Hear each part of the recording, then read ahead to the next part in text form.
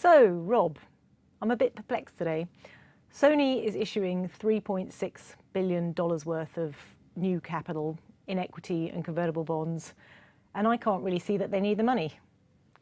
Give me a clue. Well, the standard answer, which may be false in this case, but is very often true, when companies issue new capital under mysterious circumstances, it's simply because they can. And of course, Sony's stock has done very well, which means, despite, by the way, Lex's extreme skepticism about a lot of its businesses, the stock has done very well. That means its cost of equity capital has gone down. So when you can issue cheap equity capital, that's what you do, whether you have a good idea for it or not.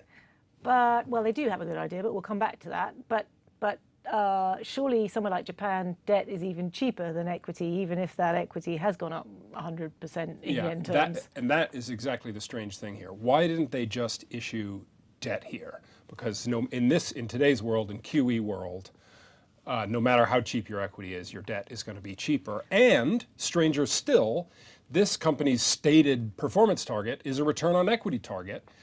You stole my line. You stole my line. Which is 10%. And it's currently minus 5.5. So issuing equity will just dilute them. And currently, the gearing ratio, net debt to equity, is only 8%. So were they to issue all the money that they needed in debt, it would still only be 33%.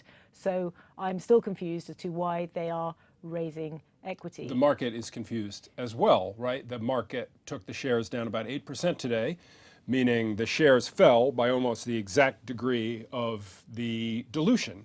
So the market apparently doesn't see a lot of added value here.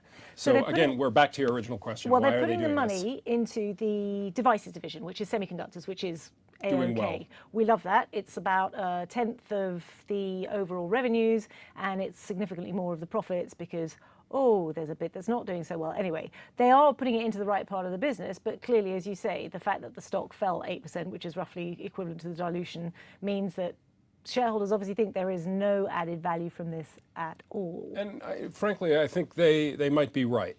Part of the reason, I would say most of the reason that Sony's shares have done so well, other than Abe and QE and everything else, is that they've shown some discipline about trimming back their bad businesses.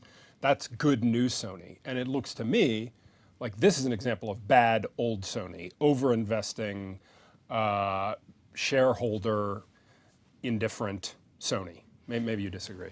Well, I would like to see them close down the mobile phone business because that took 220 billion yen off their full year profits. It was a complete drag and they ended up making that negative 5.5% ROE. So really, if they want to get towards a better target, they could do with getting rid of the bit that's not performing and funding future expansion with debt, not equity, because what they've done so far doesn't appear to be reaching what their stated goals are. Things are going to be different when Lex is in charge.